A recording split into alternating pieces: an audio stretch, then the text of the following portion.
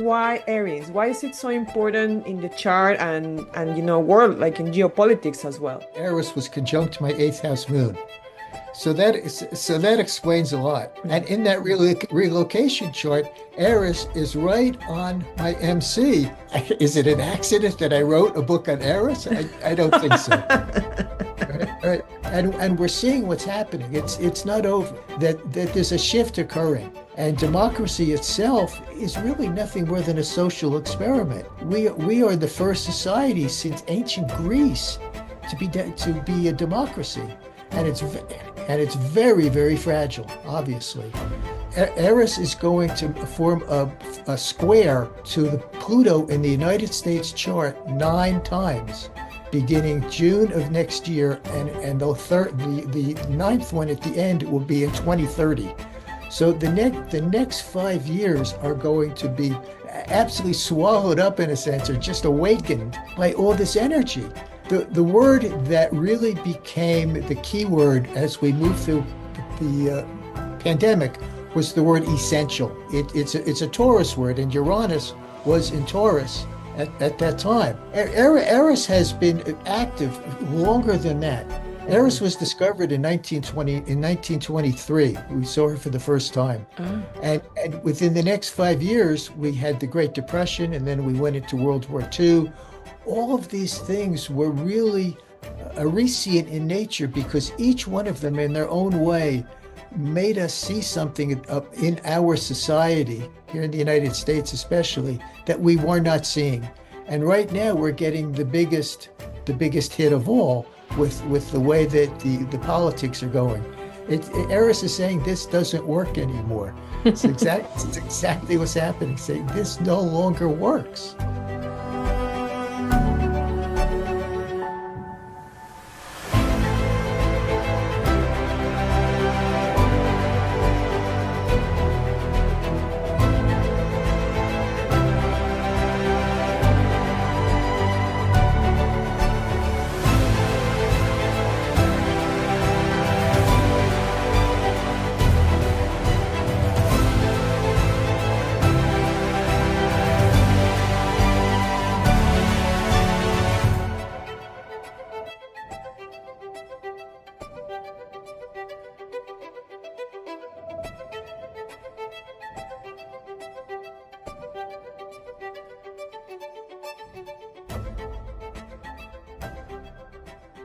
Welcome back again to another Backstage Astrology episode. My name is Maria Medina, and today I'm so happy to be with Daniel Fiverson, Evolutionary Astrologer. Daniel, how are you today? And thanks for being here.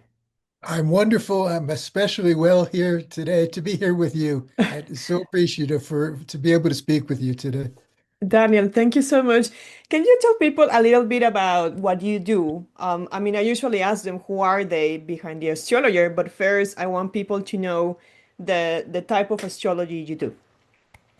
I'm an evolutionary astrologer, and my work is after the work of Jeffrey Wolf Green, who was one of the original people who actually began to work with this methodology. Basically, in a nutshell, the difference between evolutionary astrology and other Western astrology is that, and again, I hope I don't insult any Western astrologers because I believe it's all good. I don't think there's such a thing as good or bad astrology unless it's just not well, thought out. But the big difference is that Western astrology, for the most part, is descriptive. It tells you who you are, which is okay. But I think that most of us, by the time we get to a certain point in our lives, already know who we are. Evolutionary astrology tells us why we are who we are. It goes behind the understanding of our lives to explain, it may perhaps, yes, explain the successes, though the successes generally or we take them for granted to some degree. We don't take them for granted, but we understand them. It's the crises that we don't understand. It takes the hard part. And the basis of the work is to understand that we grow through crisis. We don't grow through achievement necessarily. When we achieve something, we think, okay, I did that, I'm done. And, it's a done deal. when we fail at something or something pushes us back, that's when we have to really look at it and say, well, what happened here? Why did that happen? Why do I keep having these same recurring incidents in my life that just happen time after time, no matter what I do? Wonderful, wonderful, and very detailed explanation. Thank you so much because sometimes people exactly they don't understand the differences between, one branch and the other one. I had a reading with Daniel, and I have to tell you, it was pretty amazing in the sense that Daniel told me the story not only of my chart but also of my evolutionary path in very easy to understand ways. And it sounds like I'm promoting you, but I really had a great time and I learned so much. There's still a lot to unpack from that reading, but the way that you were telling me that story was really wonderful for me, and obviously discovering a lot of things that I didn't know about myself. But Daniel, tell us why evolutionary astrologer? What draw you to this branch? It's a good question, and it's not necessarily an easy one to ask. I don't have, specifics that say, well, I woke up one day and I wanted to be an astrologer. It really, astrology found me. I didn't find it. And it really began many, many years ago. I was just wandering through a bookstore and my eye caught this one of these big books that sits on a cocktail table. It had a picture on it of this wonderful looking tawny, huge lion. And the lion was looking at me. He looked right up at me. And it obviously caught my attention. I almost could, I was just drawn in. And needless to say, I bought the book, I took it home, and that was the beginning of my journey. The book was about Leo. I should say that the book was all about the sign of Leo. Leos, want to know about themselves. Of all the signs in the zodiac, that's the one at the top of the list that wants to know who they are. So it was just a natural thing. It's very serendipitous. Wow, Daniel, and what are your big three if you want to share with us? You have some Leo in your chart or I'm a sun in Leo. Obviously, I was born in July, but uh, I have three planets in Leo in my 12th house. The sun mm, is there. They're strung together. There are two conjunctions that actually are the three of them are relatively wide apart, but they're chained. So I have my sun, my Jupiter, and my Pluto, all working in tandem in my 12th house. And the 12th house is not a Leo house. The 12th house is a Neptune house. So it's interesting because it's what has for years, and that trip through the bookstore was at least 50 years ago, maybe even more, maybe close to, I'll leave it alone. I don't want to be that old, but it occurred a long, long time ago, and it was a path that really came up early in my life to follow metaphysics. I learned about I Ching and Tarot, through the years as well. So there's been a whole lineage of the ancient teachings that have attracted me, drawn me in. And needless to say, in the 12th house, which these are all 12th house events, I've always felt that it was just something that in one way or another I've done before, especially being an astrologer. I often kid myself and say I must have been a scribe in Egypt because I'm just so involved with it. wow, amazing. And how have you lived that Leo energy in the 12th house? Because the 12th house is, a little bit misunderstood, I think, and everyone lives it differently. So how has it been for you to have that Sun and Jupiter and Pluto in the 12th house? My journey has been a series of life cycles where I didn't just all of a sudden become an astrologer. I had two, three other careers and each one of them I thought that's my dharma. That's what I came here to do, to do these separate things that I was doing. But as I realize it, at least the last one itself, I was an IT tech for many years, and I realized it was about helping other people. Yes, I was doing something that I enjoyed. I was working with a science, and astrology is clearly a science. It's a divine science. Mhm. But it was a very non-Leo kind of connection for me. because it was about me, but it wasn't about me. It was about my ability to share me with other people.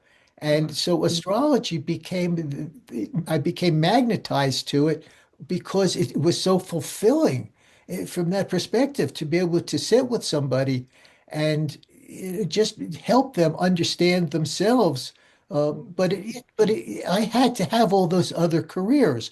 I was in my 60s before I actually sat down in front of my first client, 17, 18 years ago. You have to have enough of your own life experiences, getting knocked down enough times and standing up again and begin to understand what those crises are about in order to be able to sit with somebody else and be able to get understand what they're going through because you've gone through it yourself.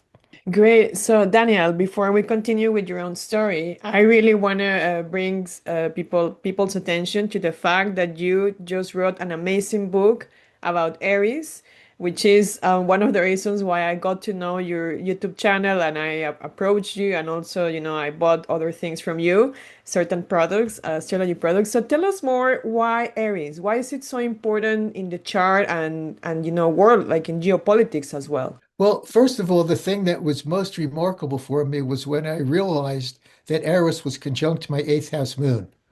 So that explains a lot. And you and I had a discussion last week about relocation charts. And in that relocation chart, Eris is right on my MC. And what's really remarkable about it is that every time it goes retrograde, it flips back and forth over my MC. It's got it done it 6 times in the past Oh, couple of years. wow. So is it an accident that I wrote a book on Eris? I don't think so. Right, right. I've always been interested in mythology, and the Greek mythology obviously is so closely related to all of the astrological archetypes that it became a natural to really delve into it. And began to speak about Eris, a talk that I did here locally back in 2009. Mm. So that was my first, and she was discovered in 2004, actually 2005. She was discovered twice in a sense. The first time they didn't know it was her, but that's her nature. But I realized that I am an Erisian nature, have an Erisian nature. I am have often been uninvited, but end up finding a seat at the table anyway. And that's who she is. We all have her in our chart. It's where we say, no, I can't do this anymore. I can't, I have to say something about this. I have to act. I have to make this obvious that we can't continue to go on in this fashion, whether it's personally, collectively, in our neighborhood, and in our work and whatever it is that we do. We have to really begin to understand that when something needs to change, somebody has to be the one to say, okay, let's go. This is the direction we need to go in. And that's who Eris is. And to some degree, I've always been that way. Wow. So do you have the book with you? Can you show us the book if you have it there with you so people can see the Sure. book and Sure. the covers, because apparently the covers are important. Oh wow, beautiful. Fairies, Sacred Feminine Force of Evolutionary Astrology. Very Yeah, beautiful. hold this still here. There we go. That's so exciting. I can't wait to read it. Is it out already, or when is it gonna be out? To anybody who's local in the States, I have copies, especially if somebody wants a signed copy, but it will be available on Amazon. And you can pre-order it. Just go to Amazon and type in my last name and it'll come up there. And I've written a few other books. You'll see those too. Those were a few years ago, but nothing like this. And you can order it and have it. I think it's a good read. I think I'm sure It's- it will be a good read, and especially for those who have Aries in a specific angle on their charts, or conjunct some other main planet. I personally have Aries and Lilith, that's what drove me to your work to understand more. Like, oh my God, who are these goddesses? Like, what did they do? So that's how I connected with your work as well. But tell us, why is it so important today? Because I've heard from you and from other fellow astrologers that Eris she played a very specific role during 2020 during the pandemic. So can you tell us more about her role and how she's shaping all these structures that now are falling apart in a way? Yeah, it's not just the pandemic, but we can start with that. The word that really became the key word as we moved through the pandemic was the word essential. Time and time again, we heard about essential businesses, things that were essential. It's a Taurus word, and Uranus was in Taurus at that time. So we were it was beginning to uncover what was really essential for our well-being. Obviously, it caused a lot of unwell-being, but sometimes that's how it works. Eris has been active longer than that. Eris Mhm. was discovered in 1923. We saw her for the first time. Ah. And within the next 5 years, we had the Great Depression, and then we went into World War II. All of those things happened as Eris ingressed Aries at the beginning of our century. And Mm. she's gonna remain there really until the almost the end of this century until the 2050s. So she has been all of the events that we have had, whether it was the 60s, whether it was the war in Vietnam, all of these things were really Arisian in nature because each one of them in their own way made us see something in our society here in the United States especially that we were not seeing. And right now we're getting the biggest hit of all with the way that the politics are going. Now, yesterday was huge in our country. I didn't know if you've seen any of the headlines, but there was a huge shift to the left away from what's been going on. Two women are now governors of their states, Democratic women, Mm. and it's a realization. Of the 80 million people who turned out at the No Kings marches over the past couple of months, that there's a shift occurring. I have another a piece that I've been working on. It's not quite ready, but it's also about Eris, and there is a really interesting aspect that's about to occur. It's already occurring because Eris has a 577-year orbit, so Mhm. it's not like she's come and gone in a week or two or a month. It's decades that she hangs around when she makes some of these aspects, but. Eris is going to form a square to the Pluto in the United States chart 9 times, beginning June of next year, and the ninth one at the end will be in 2030. So the next 5 years are going to be absolutely what's the word? Thinking of an Erisian word to use here, absolutely swallowed up in a sense, or just awakened, I guess, by all this energy. And we're seeing what's happening. It's not over. I think that I'd like to think that because yesterday's election was so positive, that the worst is over, but it's not. It's just that we're just moving through the early days of this. It to bounce around a little bit, if we look at Neptune and as well as Pluto, the United States right now is moving through a time frame that is a repeat of not just the American Revolution, which when the last time that Pluto was in Capricorn, which is where it is in the U.S. chart and where it has been up until it entered Aquarius recently, Mhm. but also um, the U.S. Civil War, when there was a Neptune opposition, Neptune opposing Neptune in the U.S. chart. Mm. Both of those transits are happening simultaneous, and now and for the next couple of years, they began a couple of years ago. So we're moving through that same thing, and we can see it. That's exactly what we're seeing. Is the revelations that all of the things upon which this country was founded upon have really not materialized in the way that our founding fathers hoped that they would. And there's no blame here. It's an evolutionary thing. We all grow.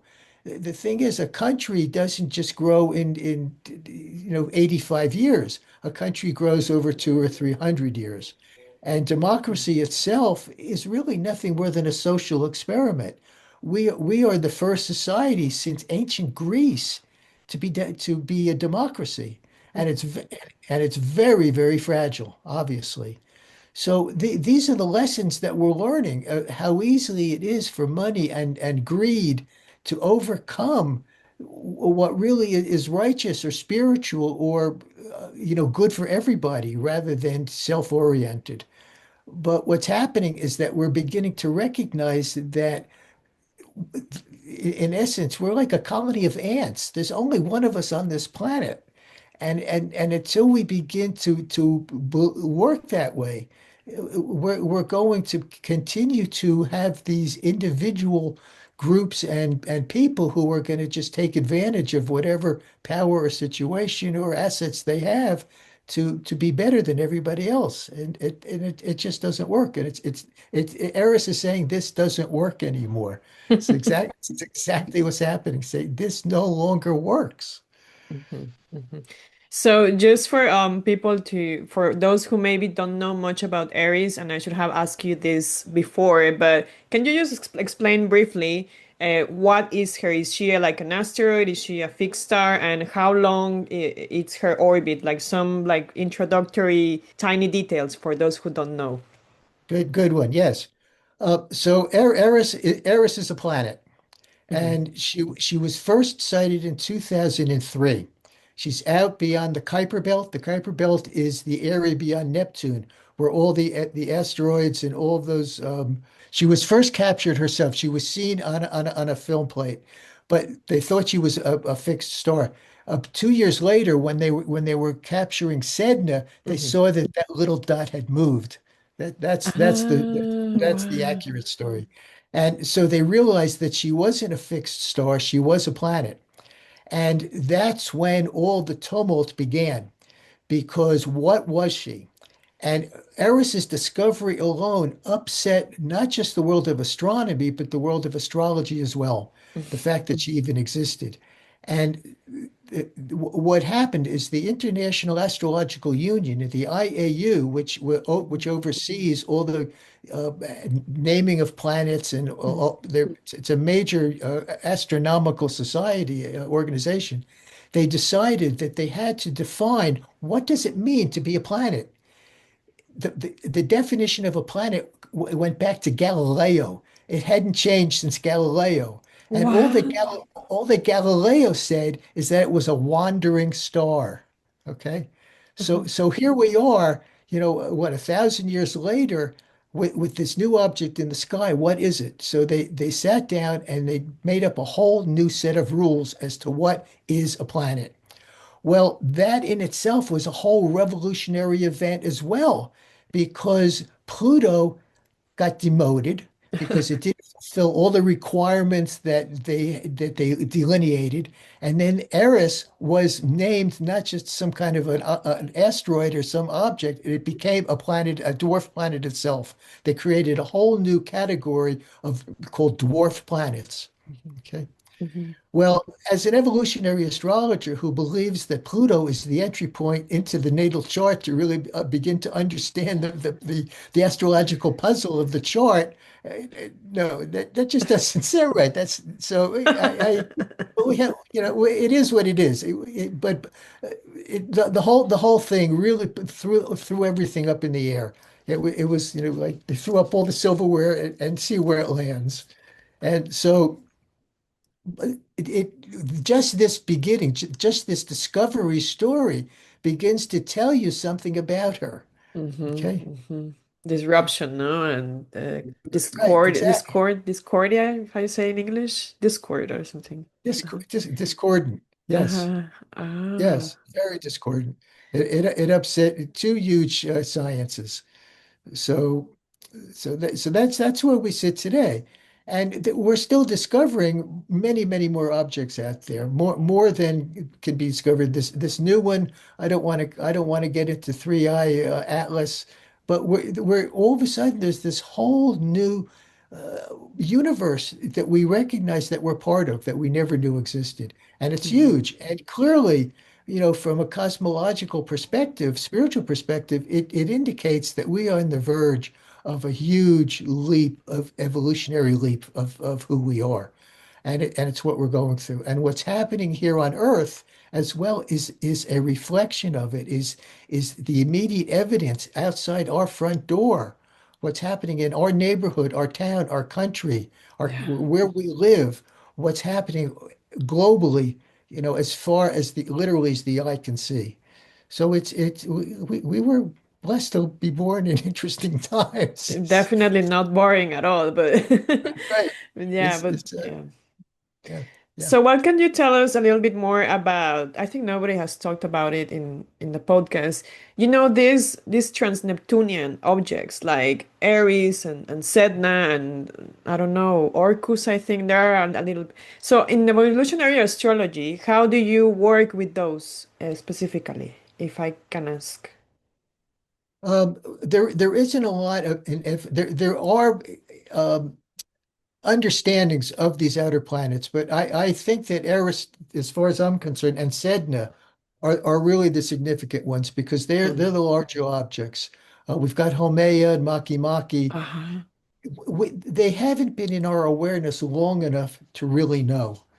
And there's been mythology that's been applied to them, and the mythology seems to be a fit, seems to work.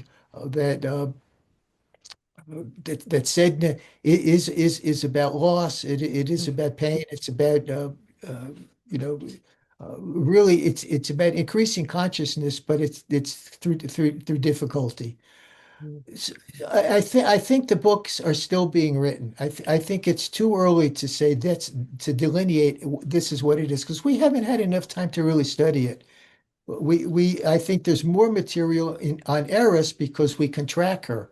But the outer TNOs, trans-Neptunian objects, their mhm. orbits are so long. Long. Sedna is 2,000 years. Okay, Mhm. excuse me, 20, not 2,000, 20,000 years.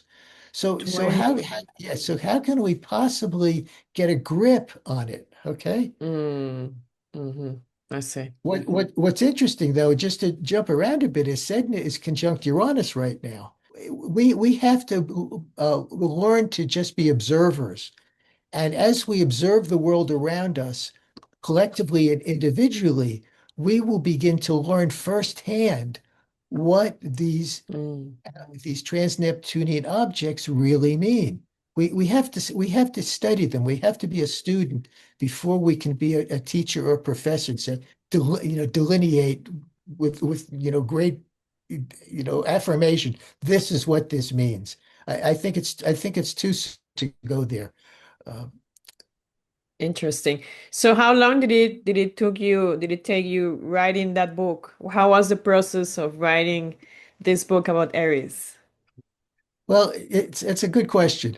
Like I said, my first public talk was 18 years ago, something like that. Mhm.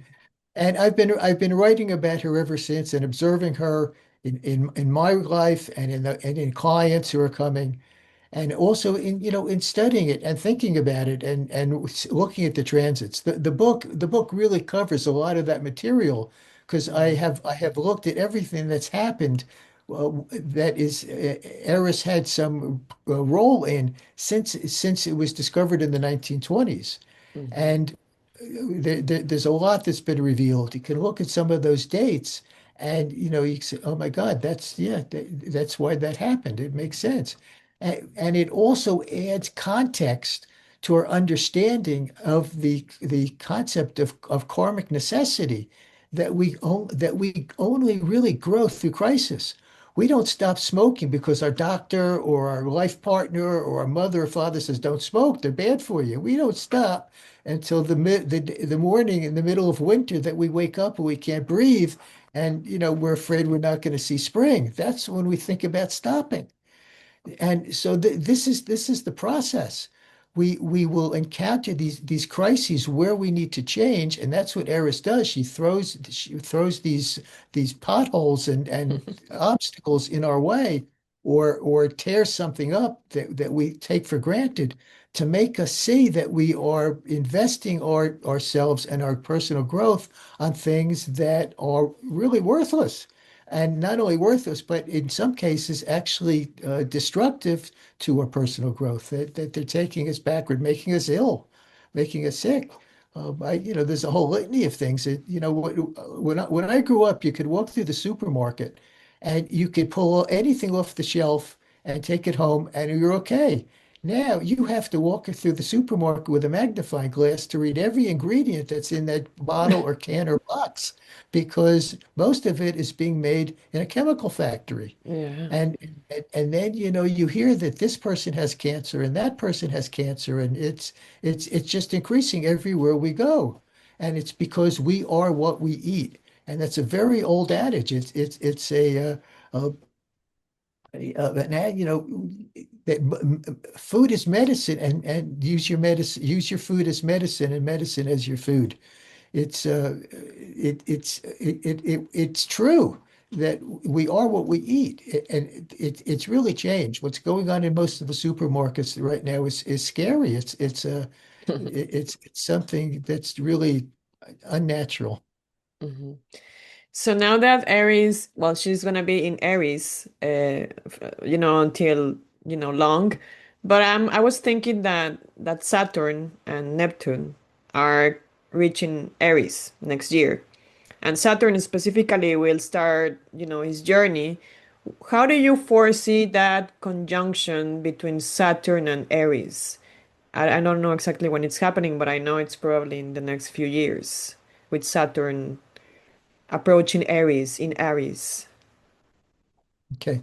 All right. The first thing I have to lay a foundation for interpretations and Hmm. and how planets work and interact with each other. Hmm. There's an evolutionary astrology concept of the idea of evolutionary states. Hmm. And in a nutshell, it's the consciousness that's brought to the event that determines the outcome of the event, the nature and the quality of it. So Hmm. if someone is in a consensus herd state mentality, they are going to have a different experience than to somebody who is individuating, recognizing who they are, beginning to act consciously to grow, or somebody who's totally spiritualized. There haven't been a lot of them around in the past 1,000 years, Lately, but let's say. Yeah. uh, Ram Dass, I think he's a beautiful example. The consciousness that's brought to it explains why two babies born within feet of each other in the hospital and minutes apart have totally different life experiences. Hmm. They have the same transits, the same things happening to them, but they respond to those events in a different way. So it's how we respond, not react to what happens, that's going to determine the outcome. So we could look at any of these conjunctions from those kinds of perspective. Saturn and Neptune on one level is taking responsibility for your ability to have compassion, to see through the morass of stuff that's going on and begin to sort it out, to take responsibility for it. Or it can be someone who wants to take control of it and somehow use it to their advantage. See? Or it could be somebody who just is so blown away by it that emotionally they feel lost. They're at sea. It's a good Neptunian word.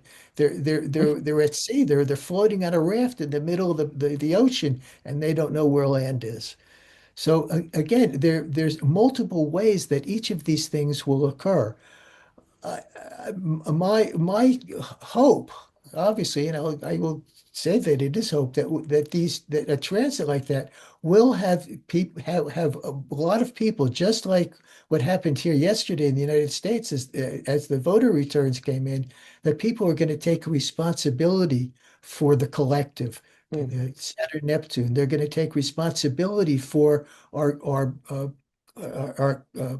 global consciousness, not just our individual, what do I need? Oh, I want to get a new car. Well, that's fine. You can have a new car, but we need it. We need a new form of government, more importantly. Of So course. that's the way we have to address it. We have to know who's looking at it, who's walking through that space.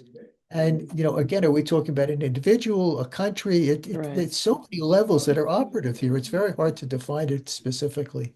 The Mhm. bigger one, to me, is the Uranus Sedna.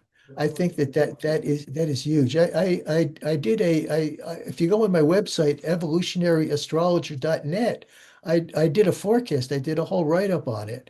Oh wow, Anyone, yes, you're very active writing. I can see. I'm here on his website, guys. I'm gonna leave his website, which is evolutionaryastrologer.net. I will leave it in the yes, description below. And he and Daniel is writing a lot actively about Sedna, conjunct Uranus, Eris, the Libra new moon, the winds of change, and yeah, I can see the warrior meets the mystic. Oh, that's beautiful. There's a lot of content on your website.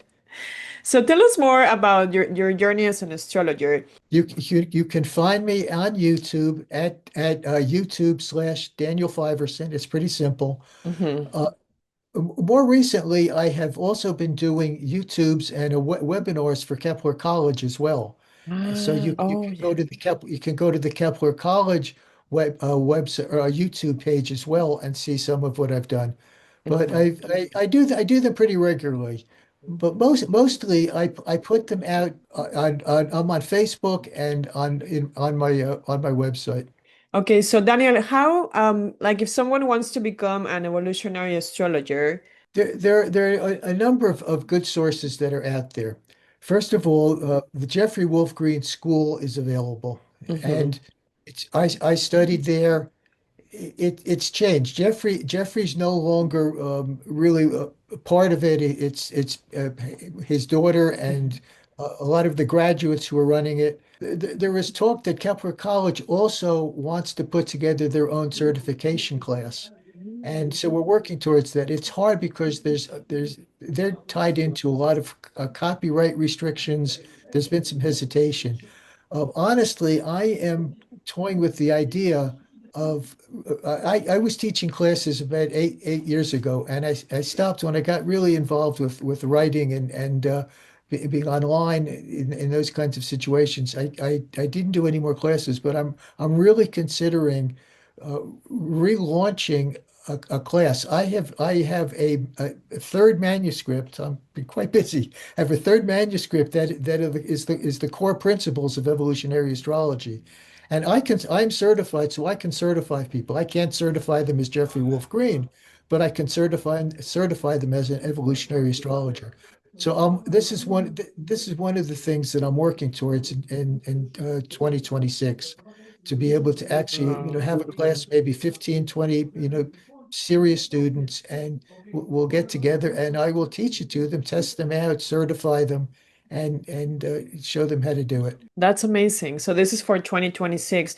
What other plans do you have coming besides the book and this idea and working with Kepler College? Well, actually, I'm also developing an Eris class for Kepler, and Oh, that's also wow. that's also incipient. It's just beginning. We've been talking about it for a while, but now that the book is published, we're going to go ahead and do it.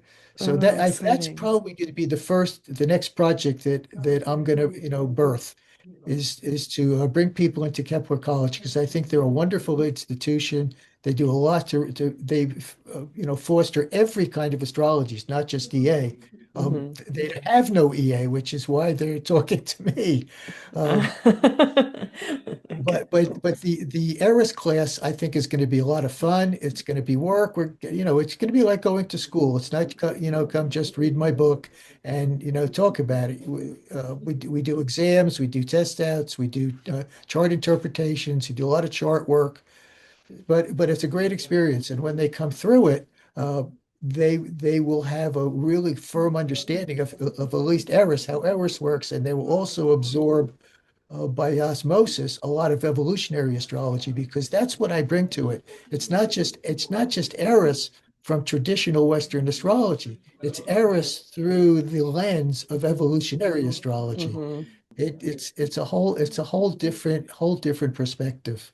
How do you prepare for an evolutionary reading? And also, I wanted to ask you because when you're an astrologer, especially evolutionary astrologer, maybe there is a fine line between being the astrologer and then you maybe become like a psychologist or a therapist.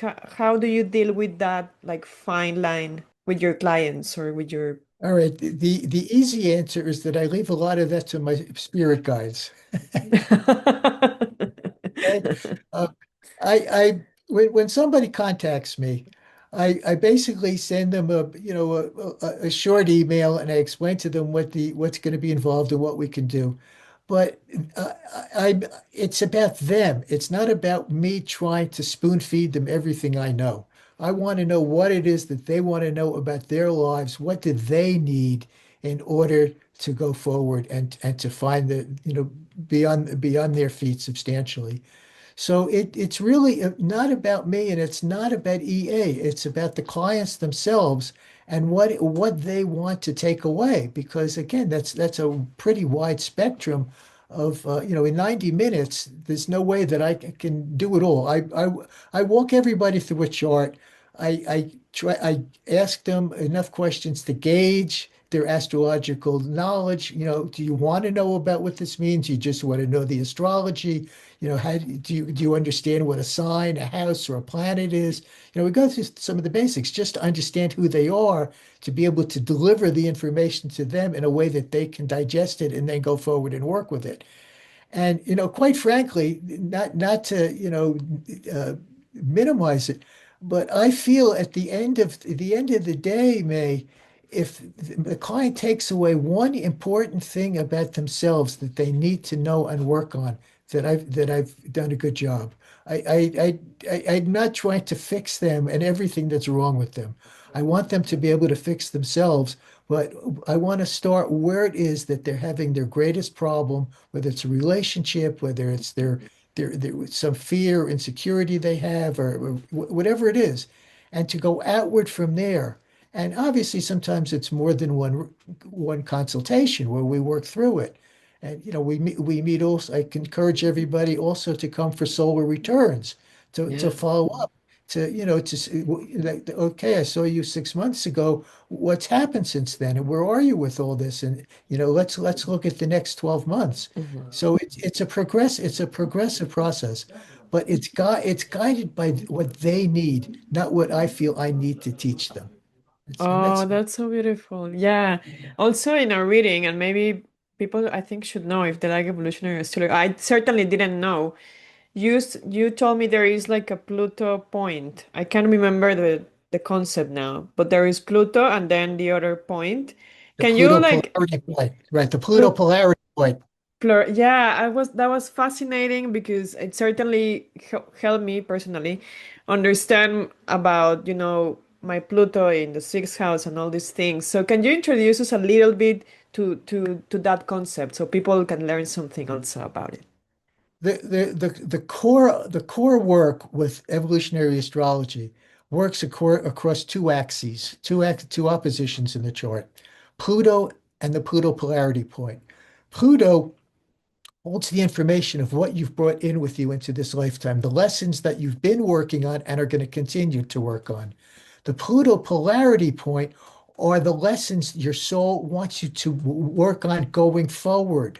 The new ones. These are the new ones. This is what yes, you are working on these others that you brought with you, but this is where the direction that you need to take it. And that information gets transferred to the lunar nodes. to the south node, which holds all of the emotional nature that we've brought in with us, our mother, our anger level, or all of the things that cause us to act with instinctively. It's instinctive. um, Everything that's really in that Pluto capsule.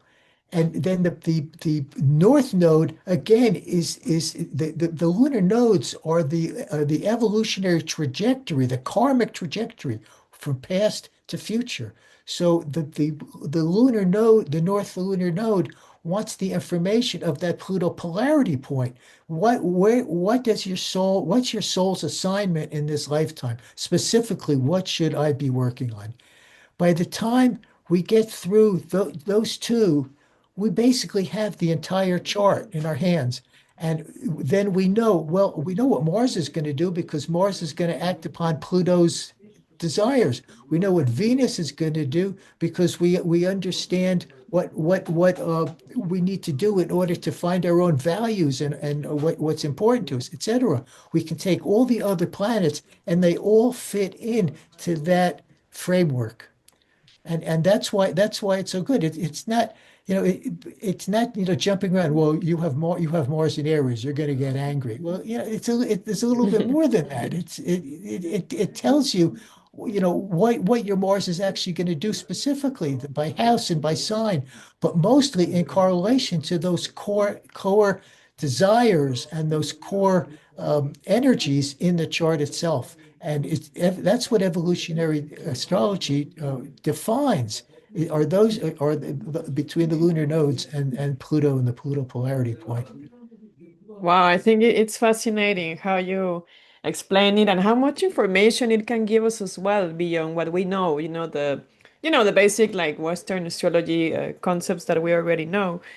But Daniel, can you tell us also, if you have the book with you, can you read like a part of your book, or can you show us so what do you got there? Let's take a look. Table of contents. Can you read it? It's hard to read. Yeah, It gets let me blurry. let me read it. Let me read Yeah, it yeah, to you. yeah, yeah. Come on. Uh, some of these are kind of poetic. The long arc of becoming, and a journey through the heavens really is a kind of a mini memoir of my own journey of kind of the story I told you of how I found Oh. astrology, how it found me, how I came to do this work. Mhm. We Are Stardust, I borrowed from Joni Mitchell because we are part of the universe itself. We are not separate from it. We're not just some little speck of flesh, standing on some dirty ground. We what's as above, so below. What's around us is who we are, not just where we are. And we have to have that understanding to recognize that we're part of a much greater cosmos than we imagine. Those are not dead space rocks out there circulating around us. We are connected to each and every one of them through the planetary position of each of them in our chart. That energy, energy cannot be created or destroyed. It exists, and we are that same energy. That's why the concept of eternal return, where we keep coming back lifetime after lifetime. We come Mhm. up from the animal kingdom, we move the consensus to individuated to spiritualized. We we are always in a constant state of growth. And as we move through that, we activate and express what it is that state of being has for not just for us, but for what's around us as well. Uh, then I get it. There was no Stone Age. I hate a lot of modern history because the Stone Age, and the gist of that chapter is, 2,000 years from now, they're going to call us the Plastic Age because we call it the Oh Stone my Age God. because the only thing that has survived for those centuries is made out of stone. Well, Plastic Age because the only thing that's going to survive our civilization at the moment Oh, is made out of plastic. wow. So I talk about that a little bit. Uh, Wow. then I get into the astronomy of Eris, the mythology of Eris, and I obviously I focus on the judgment of Paris, the apple of discord, which is the core of the Eris mythology itself. Hmm. I talk about apples. Apple is just so many apple stories in history. And then Helen of Troy. And Helen of Troy is a key figure here, and she's been totally misunderstood. She wasn't a wanton woman. She was really quite intelligent. And I don't want to give away the punchline here, Of course. but but the chapter is I describe how Helen is Eris, how everything that she did was an Erisian behavior. Okay. Okay. So I'll leave that to your Nice. imagination Wow, so and interesting. to come to read this. It's a really interesting story, and nobody's talked about this before, May. Uh-huh. You never heard it, no. Yeah, nobody's talked about this. I get into the astrology of Eris, which is, pretty much mundane astrology, and then I talk about the Pluto Eris and Pluto Eris and Neptune Eris cycles, which are very long cycles between Mm-hmm. these outer planets and the major things that have happened. I get into some not local, some modern history, the rise of authoritarianism and social disruptions. And then I get into climate change, spiritual traditions that are earth-based through Eris, and then I talk about a nation at the crossroads of power and the billionaire class and the plutocracy's last stand. What's happening right now around us with Pluto moving into Aquarius after Capricorn, this is the end of plutocracy. This Mm-hmm. is the end of the Capricorn age Mm-hmm. where men were good and women, were on their knees scrubbing the floor. It's over. It's been there, done that. We're moving away from that type of thinking. Mm-hmm. I think the most important part of the book, besides the background of Eris itself, is that I walk through how Eris works in our charts. And so it's important to understand that with her 577-year orbit, Mm-hmm. everybody on the planet right now has Eris in the sign of Aries. Unless you were, born before 1929, and I don't think there's anybody left on the planet that's Yeah. that old, right? No. And so what I do is rather than trying to delineate Eris in a sign, since it's all in the same sign, I'm Eris through the houses. And so it's really the greater portion of the book. In a minute, I'm going to give you a referral of someone who just wrote a really, really nice, good a review of Mm-hmm. the book. Ah, And review. he Mm-hmm. and he mentioned, all the other books, have like maybe a paragraph about the chart. Well, I have a page and a half about each of these charts. So Mm-hmm. you can really get into it. And there's lots of all famous, it's about 75 famous people. And they're not all saints. I mean, yes, I did Ram Dass, but 75.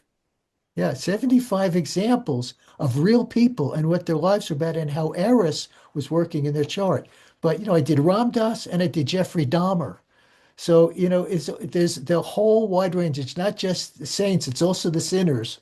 And they're all in here. And it's a really important read because this is where you can really look at it and understand by reading these chart examples how it's really working in your chart by house, Yeah. Oh, by wow. which house it's in.